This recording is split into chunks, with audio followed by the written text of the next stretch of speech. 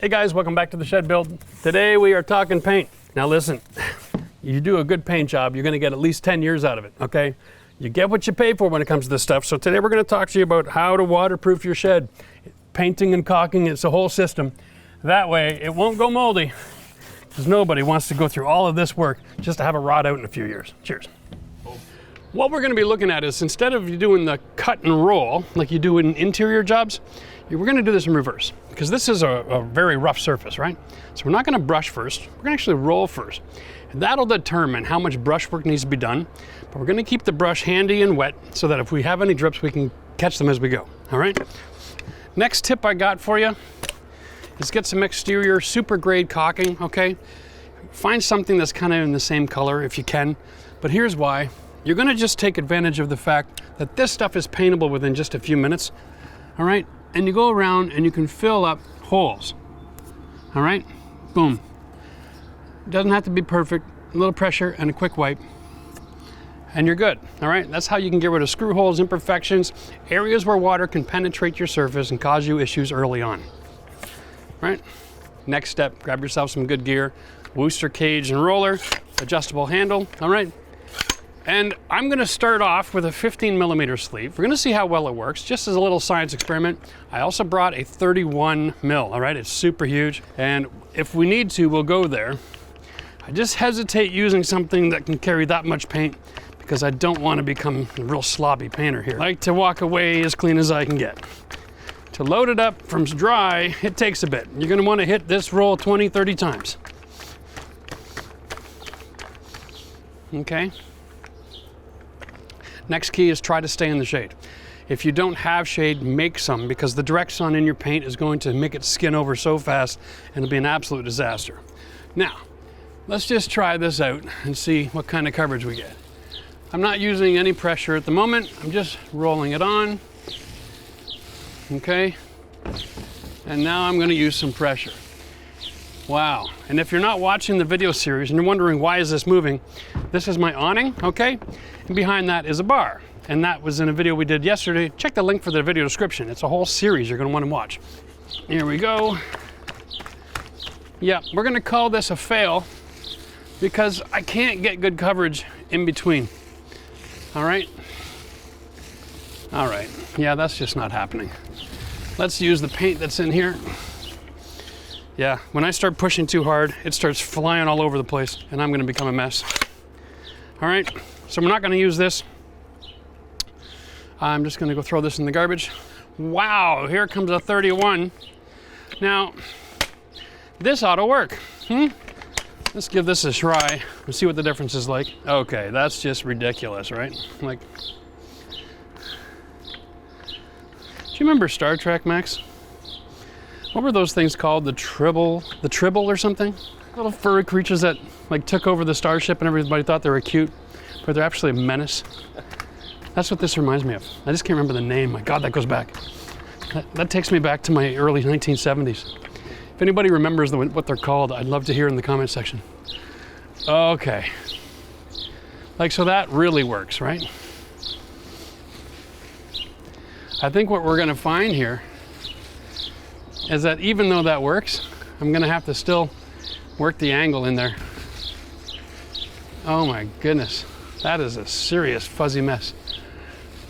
Okay, still not getting all my grooves, all right? Now, any paint application, you're gonna want 2 coats.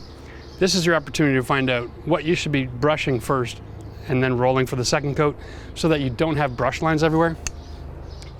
Now I know I'm gonna have to brush all this. That's maddening, but that's fine, right? Fine, if I gotta brush it, I gotta brush it. But at least I know for my second coat, I'll brush it first and then roll right away so I don't have any brush lines on my finished product. Thank you for that. Love filming outside. There's no air conditioning. Someone's always cutting their grass or buzzing the tower with a flyby. There, Lord, here we go. Oh, okay. I just took some of that in the eye. Here we go. And the only reason we're doing 2 coats is to guarantee that we get the coverage, right? Like the second coat, I think I'm gonna go in a different direction, believe it or not. Just because there's so much texture, but it'll allow me better performance out of it for sure. What do you think of the color altogether? It's kind of a putty, gray, taupey look, eh? Oh.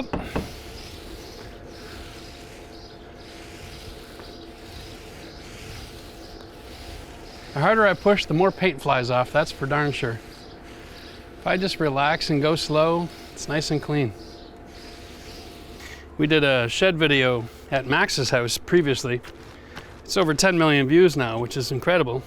I really didn't know that there were that many people out there wanting to know how to build a shed, but Max, you painted that.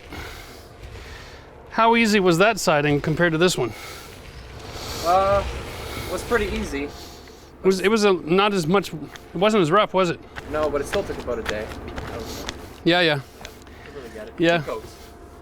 Funny thing is, you know, this is the same siding that's on this person's house, so we matched it up. I couldn't even find the other siding in stock. Supply chain drives you crazy these days. Everything's always shorted. So here's a funny fact. I'll let you guys in on a little secret. I was talking to a friend of mine who manages a paint store here in town. And I bumped into him at a Home Depot, and he was telling me that, I was asking him, so what's it like for the paint products on the market now? Because, you know, it's been a while since we had the Texas problem, and it affected a lot of paint supply. And so he was telling me that the suppliers are still claiming force majeure for all of their contractors, which basically means they can't be held responsible for their inability to meet their supply. So if you order 10,000 units or something and they send you 2, there's no apologies. They're not breaking any contractual obligation. So they're really playing a dance out there to who they're trying to keep happy. Which is why in a lot of cases, the box stores aren't getting first crack at the products on the market. So if there's a shortage at the box store, it's because new housing construction is a bigger contract right now. And those guys are getting the materials before the Home Depot does. Absolutely fascinating. You know what else is fascinating, Max? This gallon of paint isn't going nowhere. It's getting eaten up real quick. Wow. I'm gonna need 3 gallons for this shed. Wow.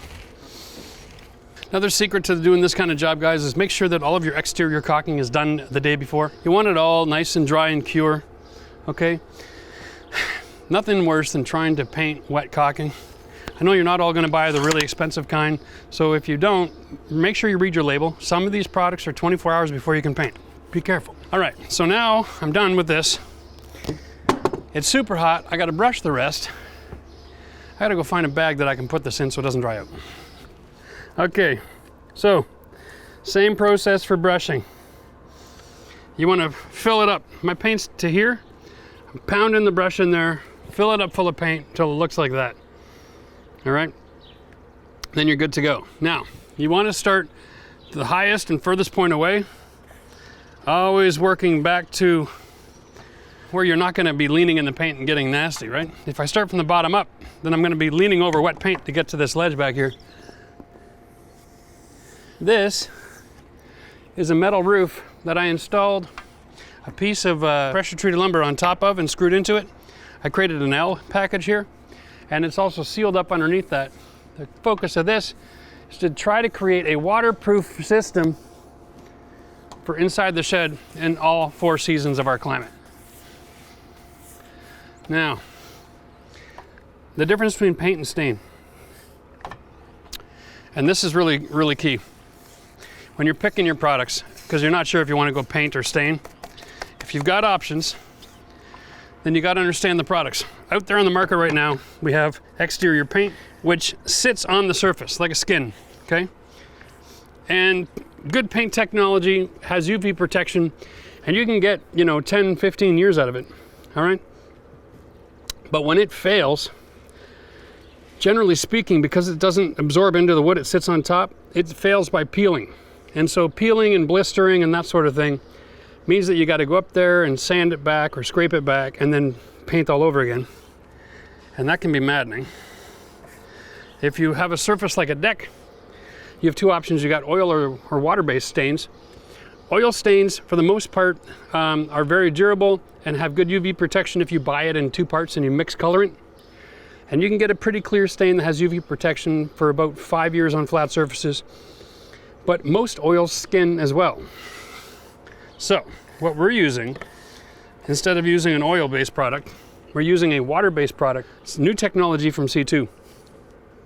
And it's a penetrating sealer with a UV protection.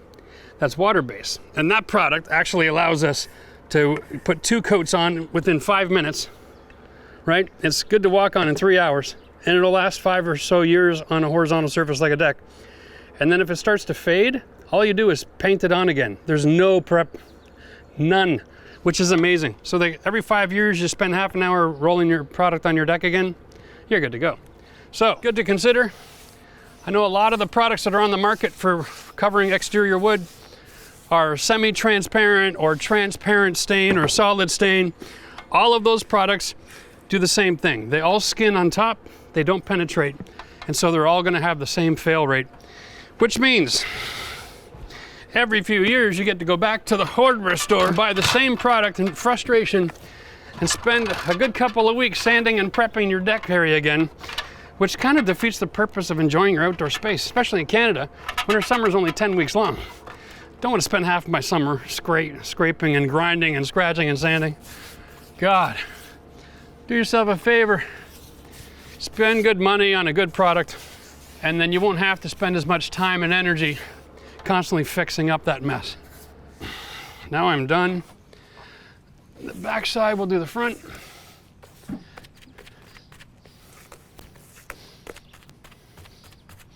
All right, one more tip for you. Because we're dealing with such a rough surface, we're gonna have to beat the devil out of it. You're gonna lose a brush, guaranteed. Maybe go through 2 brushes on one job. So don't go buying a $40 paintbrush. This is the time to buy like a $7 to $10 paintbrush. All right, and we're literally dabbing it like this, forcing the paint with the bristles into all of those textured grooves, okay? And then we're gonna use whatever's left there to paint our smooth surfaces next to it. All right, that'll give you pretty decent coverage. And it's a workout. You might even want to switch hands as you go through the day. Oh, that's a lot of pounding away just to get 1 or 2 feet of trim edged up. You're too close to the robin's nest. It's giving you hell. Did you know? Did you notice that? Started squawking as soon as you moved back inside there. Did that to me yesterday when I was cleaning up. Jenna came up to take a look. We walked around the corner. That bird started freaking out. So the reason we're going through so much paint here is this texture is so rich and deep. It's like doubling the surface area that we have to cover in paint, right? So instead of this just being a 10 by 8, it's like a 10 by 16. That's a huge. So if 1 gallon does 300 square feet on a rough surface like this, it's gonna do 100, maybe 150. Now the second coat won't use as much because it'll be all sealed up. But this first coat, man, it is just eating this gallon of paint. Wow, if I get this 10 by 8 shed surface, this one wall done with this 1 gallon, it'll be a miracle.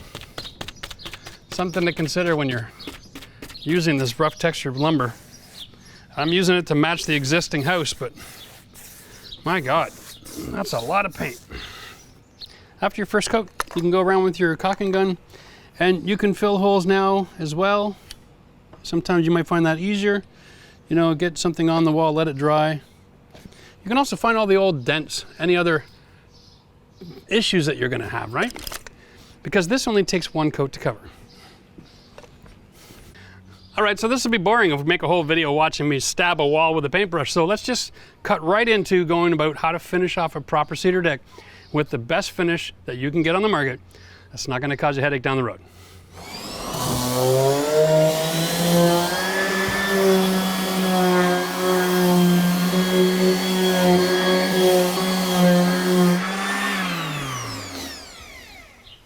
So now we're working outside. We're inside the shed. I'm working on our outdoor project, which is the shed floor. So we're gonna start inside the room. We'll work our way out, obviously. The product we're using today allows you to do 2 coats simultaneously. So you just need a couple minutes in between.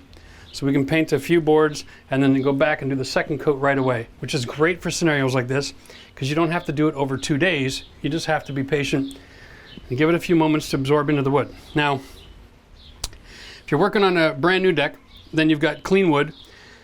You still have to do some site preparation, okay? Because, like for instance, this brand new cedar wood, it has a sheen to it. When it goes through the mill, something happens to this wood where it doesn't have the ability to absorb. It's just too clean. And so what we're doing is we're using a 220 sandpaper just to lightly work it up a little bit, to open up the texture in the pores so it can receive the product we're going to put in here real easily. If you saw the first video in the series, actually, we finished off with treating all of the wood with almost like a bleach cleaner, because the mold started to proliferate a little bit in the wood because it had been raining constantly here on site. And we didn't have anything to protect the wood from the rain. So if that happens to you, you can refer to that video, link in the description. But generally speaking, new wood, just as a quick light sanding, and then I'm going to grab the product and we'll start the painting process. Because, well, it's a staining process. We're actually staining, we're using a water-based product, and it absorbs real quick and easy. I picked up their C2 Guard, which is their water-based exterior formula, penetrating sealer stain. And I picked the color, they added the color, which is the UV protection. The important part about this, guys, is to know these products need to be stirred regularly, even while working. So this was mixed up and shaken for me 2 days ago. And already there's all kinds of sediment on the bottom. I'll just show you. Right? So that has to be stirred in now, which is why it's on the cardboard box. So I'm gonna have to be patient here for about 10 or 15 minutes and get this stirred up. If I was smart, I would have brought my mechanical mixer to put on my drill. Oh, wow. To be honest, I didn't expect this to happen after only 2 days. I got my deck board brush, which is perfect. It's the same width as the board, and it goes down the sides, okay, when you have the product on it, because you want to make sure your stain does all 3 sides in one pass. Now, this handle unscrews, all right? So you can work by hand, or you can use the universal thread, any broom or paint stick that's on the market, and you can do this standing up. That's what I intend to do, because I am getting too old to be on my knees all day long painting a floor. All right? Okay. So let's go through this. We're clean, we're sanded, we're swept, and now we're gonna just kerplunk it. Okay. Now it's water based, so we're gonna let it drip out. Since it's a penetrating sealer, even if it drips on the boards, it shouldn't leave drip marks, all right? So let's go over here, set the brush into the corner, and run the board.